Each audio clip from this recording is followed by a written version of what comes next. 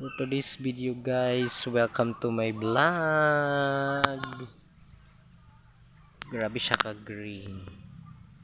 Muna siya ang santol tree guys. Grabe na siya ka green guys, kay di bali bago pa lang na siya nagluro sa iyang mga dahon guys. I think nga magbunga na sad na siya guys. And then ang mangga pud guys, so nice kay siya dahon.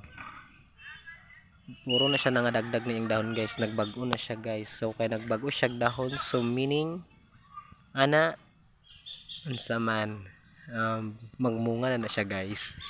So hulatan na po natin siya for how many mga weeks yata, or I think mga 1 month, kay nagbulak pa man siya guys.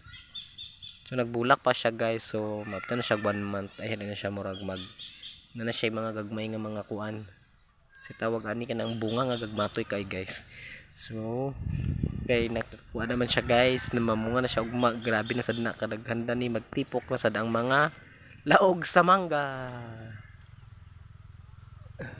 Magtipok na pud sila guys, kay dinhi na pud magpatungod dala pandugit sa mangga guys. Thank you for watching. Thank you for 1 million views. Bye bye.